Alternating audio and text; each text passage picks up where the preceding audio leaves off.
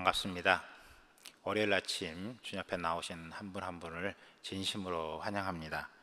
오늘 말씀을 통하여 하나님을 더 깊이 만나는 귀한 시간이 되기를 바랍니다. 오늘 같이 말씀 보겠습니다. 오늘 말씀은 사무엘하 11장 26절부터 12장 13절까지의 말씀입니다.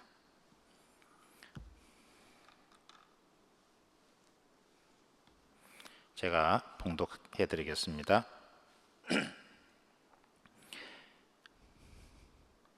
사무엘하 12장 26절입니다. 우리아의 아내는 그 남편 우리아가 죽었음을 듣고 그의 남편을 위하여 소리내어 우니라. 그 장례를 마침에 다윗이 사람을 보내 그를 왕궁으로 데려오니 그가 그의 아내가 되어 그에게 아들을 낳으니라. 다윗이 행한 그 일이 여호와 보시기에 악하였더라. 여호와께서 나단을 다윗에게 보내시니 그가 다윗에게 가서 그에게 이르되 한 성읍에 두 사람이 있는데 한 사람은 부하고 한 사람은 가난하니 그 부한 사람은 양과 소가 심이 많으나 가난한 사람은 아무것도 없고 자기가 사서 기르는 작은 암양 새끼 한 마리뿐이라.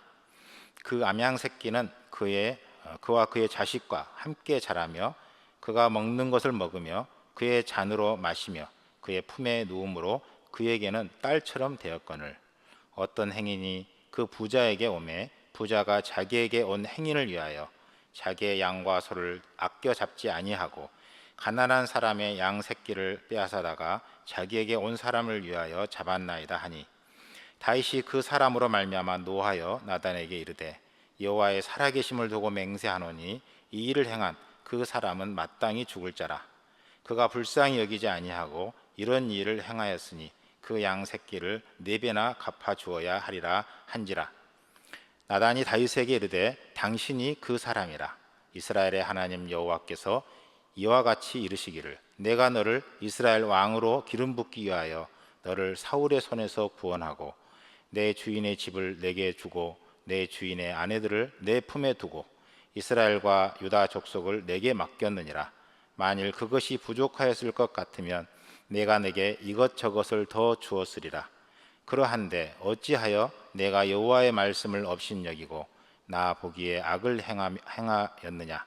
내가 칼로 햇사람 우리아를 치되 암몬 자손의 손에 죽이고 그의 아내를 빼앗아 내 아내로 삼았도다. 이제 내가 나를 업신여기고 햇사람 우리아의 아내를 빼앗아 내 아내로 삼았은즉 칼이 내 집에서 영원토록 떠나지 아니하리라 하셨고 여호와께서 또 이와 같이 이르시기를 보라 내가 너와 내 집에 재앙을 일으키고 내가 내 눈앞에서 내 아내를 빼앗아 내 이웃들에게 주리니 그 사람들이 내 아내들과 더불어 백주에 동침하리라. 너는 은밀히 행하였으나 나는 온 이스라엘 앞에서 백주의 이 일을 행하리라 하셨나이다 하니 다윗이 나단에게 이르되 네가 여호와께 죄를 범하였노라 하매 나단이 다윗에게 말하되 여호와께서도 당신의 죄를 사하셨나니 당신이 죽지 아니하려니와. 아멘. 진정 돌아봐야 할 것이라는 제목으로 같이 말씀을 나누기를 원합니다. 오늘 본문 말씀은 다윗이 범죄함으로 인해서 나단 선지자에 의해서 책망받는 그런 내용을 이야기하고 있습니다. 다윗의 부하 장수인 햇사람 우리아에게는 밧세바라는 아름다운 아내가 있었는데 다윗은 그녀에게 음욕을 품고 결국은 동침을 하게 됩니다. 그 결과 밧세바가 임신을 하게 되고 다윗은 이 사실을 숨기고자 계교를 써서 우리아를 전쟁터에서 죽게 합니다. 그리고 밧세바를 데려와서 자기 아내로 삼는 이야기에 대해서 하나님이 책망하시는 것을 볼 수 있습니다. 이 이야기가 우리에게 충격적인 것은 당시에 왕으로서 권력을 가지고 있는 왕으로서 어떻게 보면 부하 장수 한 사람을 죽게 하고 그 아내를 빼앗아 온 것은 당시에는 큰 죄가 아닐 수도 있을지 모르겠습니다. 그러나 하나님의 사람으로서 특별히 하나님이 그를 사랑했고 어떤 왕보다도 사랑했고 또 그를 누구보다도 특별하게 여겼던 그런 다윗인데 그가 하나님 앞에 이런 큰 죄를 범하였다는 사실은 우리에게 큰 충격으로 다가올 수 있습니다. 이런 위대한 신앙인도 죄를 지을 수 있다는 사실, 우리에게 굉장히 큰 충격이라고 생각할 수 있습니다. 그러나 정말로 위대한 사람도 죄를 지을 수 있다는 사실을 우리는 깊이 생각해야 되고, 항상 우리 안에 우리 자신도 겸손함으로 서야 된다, 이렇게 말씀드리고 싶습니다.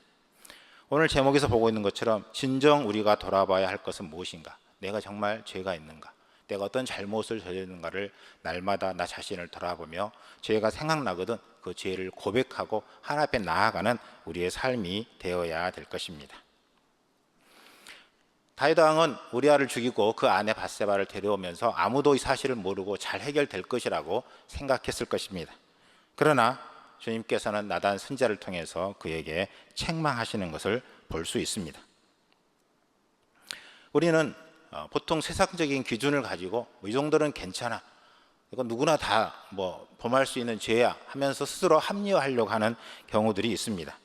그러면서 정말로 아무도 모르면 되지, 그리고 결국은 너도 출세하려면 너도 억울하면 출세해라, 이렇게 말하는 그런 사람들을 우리는 종종 만나게 됩니다. 그런 사람들은 정말로 걸리지만 않으려고 하고 결국은 죄를 짓고 자신의 부를 위해서 살아가는 그런 많은 사람들을 볼 수 있습니다. 그러나 중요한 것은 하나님께서 다윗을 향해서 너가 죄를 지었다라고 말씀하고 있는 것처럼, 하나님은 그 사람을 향해서 또 우리 자신을 향해서 너가 죄를 지었다라고 말씀하신다는 사실입니다. 이 사실을 우리는 깊이 깨닫고 날마다 주님의 뜻을 찾아 나아가는 우리의 삶이 되어야 될 것입니다. 그 사무엘상 11장 1, 2절에 보면 이런 말씀이 있는 것을 볼 수 있습니다. 11장 1절과 2절에 보면 그 해가 돌아와 왕들이 출전할 때가 되매 다윗이 요압과 그에게 있는 그의 부하들과 온 이스라엘 군대를 보내니 그들이 암몬 자손을 멸하고 랍바를 에워싸고 다윗은 예루살렘에 그대로 있더라. 저녁 때 다윗이 그의 침상에서 일어나 왕궁 옥상에서 거닐다가 그곳에서 보니 한 여인이 목욕을 하는데 심히 아름다워 보이는지라 라고 말씀하고 있는 것을 볼 수 있습니다. 여기에서 다윗이 크게 두 가지 잘못하고 있는 것을 볼 수 있습니다. 1절에 보면 왕들이 출전할 때가 되매라고 이야기하고 있습니다. 왕의 가장 중요한 책임은 무엇이냐면 전쟁터에 나갈 때 그것에 대해서 책임을 지고 앞에 나아간다는 것입니다. 그리고 그것을 같이 참여한다는 것입니다. 그래서 왕들이 출전할 때 왕은 항상 전쟁터에 나가게 되어 있었습니다. 그런데 아마 이 암몬 자손은 지금 그 상황, 이 시대에는 다윗이 아마 강성한 나라가 되어져서 아마 조그만 싸움일 수 있습니다. 어떻게 보면 부하 장수만 나가서 싸워도 큰 문제 없이 이길 수 있는 그런 전쟁일 수 있습니다. 그렇기 때문인지 어떤지는 모르지만 다윗 왕은 출전하지 않았던 것을 볼 수 있습니다. 본인이 나가야 되고 본인이 역할을 감당해야 됨에도 불구하고 그 자리에 참여하지 않은 것을 볼 수 있습니다. 즉 자기가 해야 될 일을 하지 않는 것, 이것이 또 하나님 앞에 큰 첫 번째 잘못이라고 말할 수 있습니다. 2절에 보면 저녁 때 다윗이 그의 침상에서 일어나라고 말하고 있습니다. 낮에 일어난 것도 아니고 오후에 일어난 것도 아니고 저녁 때 일어났다는 것입니다. 하루 종일 침상에 들어 누웠다는 것입니다. 그리고 저녁이 되니까 침상에서 일어났다는 것은 그만큼 게을렀다는 것입니다. 낮에 해야 될 일들을 하지 않았다는 것이죠. 그만큼 정말로 게을러지고 영적으로 나태한 그런 무뎌진 그런 상태라고 말할 수 있습니다. 여러분, 우리가 정말 영적으로 깨어있지 않고 정말로 게으르고 나태하게 산다면, 그리고 자기가 해야 될 일들을 하지 않고 정말 그것을 미뤄버린다면 우리는 결국은 우리도 모르게 세상적인 가치관에 빠지게 되고 그리고 하나님으로부터 멀어지게 되어 있습니다. 어떻게 보면 그 시대 왕들은 모든 권력을 가지고 있기 때문에 부하 장수의 아내를 취하는 것은 큰 죄가 아닌 것처럼 느껴질 수 있습니다. 그러나 하나님의 사람으로서 정말로 다윗은 그렇게 해서는 안 되는 것이었습니다. 그러나 그는 어떻게 보면 마땅히 본인이 나가야 될 전쟁터에 나가지도 않았고 또 하루 종일 침상에서 게을르게 있었던 그런 결과로 결국 그는 하나님 앞에 범죄에 빠지게 되는 것을 볼 수 있습니다. 우리는 종종 우리의 삶을 살아갈 때 우리도 모르게 세상의 유혹에 빠져드는 것을 볼 수 있습니다. 그리고 인간적인 방법들을 찾는 경우들을 볼 수 있습니다. 저의 경험에서도 그러한 것들이 있는 것들을 참 보게 됩니다. 기억에 남는 것 중에 하나가 어떤 것이었냐면, 제가 신앙생활을 나름대로 열심히 한다고 했는데 집에서 이렇게 제사가 이제 학생 때 있었는데, 그때는 저는 뭐 절을 안 합니다 이렇게 말한다는 게 참 부담스러워서 항상 제일 뒤에 있어서 절을 하지 않고 서 있기만 하는 상태였습니다. 형제들도 다 알았지만, 저희 어머님도 알고 계셨지만 저희 아버님만 모르는 상태였습니다. 근데 어느 날은 저희 아버님이 저보고 앞에 나와서 대표로 절을 하라는 것이었습니다. 그럴 때 제 안에 참 많은 생각이 들게 됐습니다. 첫째는 우상 앞에 절하지 말라는 그 말씀이 저에게 너무나 분명히 와 닿았습니다. 그래서 절을 해서는 안 된다는 생각이 있었습니다. 그런데 또 하나의 생각은 뭐였냐면, 할 수 있거든 모든 사람으로 더불어 화목하라는 생각이었습니다. 이 생각이 서로 갈등하고서 어떻게 하지 못하고 있는데, 결국 제가 이제 절을 하지 않고 있으니까 당장 나가라고 그러면서 쫓겨났던 기억이 있습니다. 우리의 삶 속에서 우리가 어려움을 당할 때 우리도 모르게 인간적인 생각을 하게 됩니다. 우리는 어떤 세상의 유혹이 올 때 우리도 모르게 세상적인 생각에 빠져드는 것을 볼 수 있습니다. 그러나 중요한 것은 그런 세상적인 생각으로 합리화하는 것이 아니라 하나님의 말씀에 근거를 두고 그것이 죄라면 죄라고 우리는 고백하고 분명하게 나아가야 된다는 것입니다. 다윗은 왕으로서 어떻게 보면 이 정도는 괜찮아 하며 스스로 합리화하려고 했을지 모르겠습니다. 그러나 나단 선지자가 찾아와서 그를 책망했을 때 그는 자신이 죄를 지었다고 이야기하고 있는 것을 볼 수 있습니다. 그 흐름을 자세히 한번 다시 본다면 이렇게 이야기하고 있는 것을 볼 수 있습니다. 7절부터 9절까지에 보면 나단 선지자가 다윗에게 이렇게 이야기합니다. 나단이 다윗에게 이르되 당신이 그 사람이라. 이스라엘 하나님 여호와께서 이와 같이 이르시기를 내가 너를 이스라엘 왕으로 기름 붓기 위하여 너를 사울의 손에서 구원하고 내 주인의 집을 내게 주고 내 주인의 아내들을 내 품에 두고 이스라엘과 유다 족속을 내게 맡겼느니라. 만일 그것이 부족하였을 것 같으면 내가 내게 이것과 저것을 더 주었으리라. 그러한데 어찌하여 내가 여호와의 말씀을 업신여기고 내 보기에 악을 행하였느냐. 내가 칼로 햇사람 우리아를 치되 암몬 자손의 칼로 죽이고 그의 아내를 빼앗아 내 아내로 삼았도다 라고 말하고 있는 것을 볼 수 있습니다. 즉 나단 선지자가 다윗 왕에게 너가 우리아의 아내를 우리아를 죽이고 우리아의 아내 밧세바를 아내로 삼은 것이 죄다라고 책망하는 것을 볼 수 있습니다. 그러자 13절에 다윗이 이렇게 고백하고 있는 것을 볼 수 있습니다. 다윗이 나단에게 이르되 내가 여호와께 죄를 범하였노라 하매 나단이 다윗에게 말하되 여호와께서도 당신의 죄를 사하셨나니 당신이 죽지 아니하려니와 라고 말하고 있는 것을 볼 수 있습니다. 그 나단의 책망에 어떻게 보면 왕으로서 권위를 가지고 나단을 결국 사로잡고 그를 죽일 수 있는 권한이 왕에게 있습니다. 그럼에도 불구하고 그 나단 선지자의 책망에 자신이 죄를 지었다고 인정하는 것을 볼 수가 있습니다. 우리는 정말로 사람들이 우리를 향해서 뭔가를 책망할 때 그것에 대해서 불평과 불만이 우리 안에 있는 때가 있습니다. 그러나 정말로 이것이 잘못된 것이라고 인정된다면 그것을 수용할 수 있는 마음이 우리 안에 있어야 될 것입니다. 뿐만 아니라 정말 하나님의 사람도 죄를 짓는다는 것입니다. 그리고 그도 그 죄에 대해서 인정하는 것을 볼 수 있습니다. 우리가 우리 자신의 죄에 대해서 내가 정말 하나님 앞에 잘못됐다고 생각된다면 그 죄를 인정하는 것이 필요하다는 것입니다. 우리가 정말로 기억해야 될 것은 무엇입니까? 우리가 정말 우리 자신을 속에 돌아보면서 나 자신을 기억해야 될 것은 정말로 내 자신이 죄가 있는지 그것을 생각하고 그 죄가 있다면 죄를 인정하고 고백하는 것, 이것이 하나님이 가장 기뻐하신다는 사실을 우리는 분명하게 기억해야 될 것입니다. 두 번째는 그러면 구원받은 사람이 죄를 지으면 어떻게 될 것인가 하는 것입니다. 구원이 취소되는 것인가 라는 의문이 우리 속에 들 것입니다. 여러분, 구원은 결코 죄를 지어도 취소되지는 않습니다. 여러분, 이것은 관계와 교제로 설명할 수 있습니다. 여러분, 자녀가 죄를 지어서 부모가 더 이상 너는 내 자식 아니야 라고 말한다 할지라도 그 부모의 자식이 아닌 것은 아닙니다. 그것은 결코 끊어질 수 없습니다. 그러나 부모와 자식 간의 교제는 끊어질 수 있습니다. 그것처럼 하나님과 우리 사이에서도 우리가 죄를 지으면 하나님의 자녀는 변함이 없지만 하나님의 풍성한 교제를 잃어버리게 된다는 사실입니다.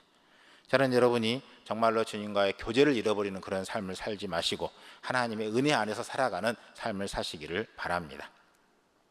하나님은 우리를 주님의 자녀로 삼아주시고 우리가 예수님을 나의 구주와 주님으로 영접하는 그 순간 우리는 주님의 자녀가 됩니다. 그것은 결코 변함이 없습니다. 요한복음 13장에 보면 예수님이 제자들의 발을 씻어준 이야기가 나옵니다. 그럴 때 베드로가 이렇게 이야기를 합니다. 발뿐만 아니라 손과 머리도 온몸도 다 씻어달라고 이야기를 합니다. 그러자 우리 주님께서는 이미 목욕한 자는 발밖에 씻을 필요가 없다, 이렇게 말씀하고 있습니다. 이 말은 무엇이냐면 주님은 우리가 주님을 믿을 때 우리의 모든 죄가 용서함을 받았다라는 것입니다. 그러나 우리가 세상을 살아가는 데 있어서 우리가 죄를 짓게 되는데 그러한 죄는 순간순간 죄를 고백함으로 씻어야 할 필요가 있다고 우리 주님은 말씀하고 있습니다.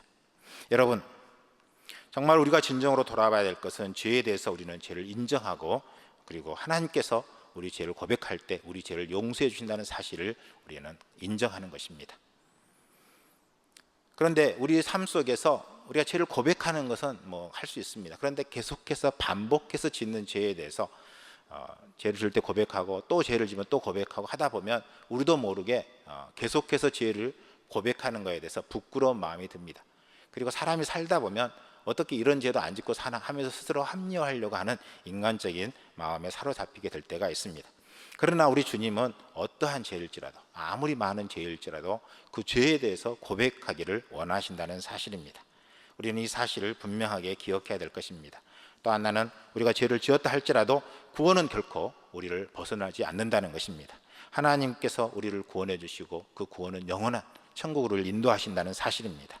이 사실을 우리는 분명하게 기억하고 주님께서 우리를 구원해 주셨고 또 영원한 천국으로 인도하신다는 그 사실을 믿음으로 항상 그 주님의 십자가의 사랑에 감사하며 살아가는 여러분의 삶이 되시기를 바랍니다.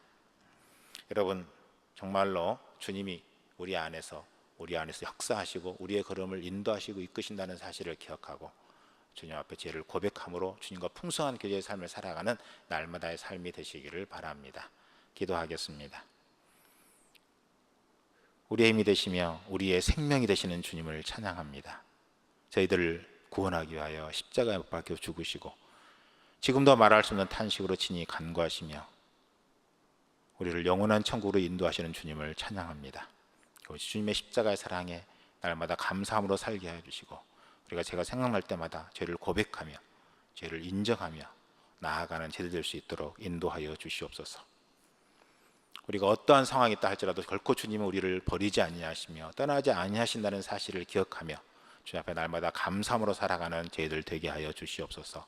모든 걸 주님께 맡기며 예수님의 이름으로 기도합니다.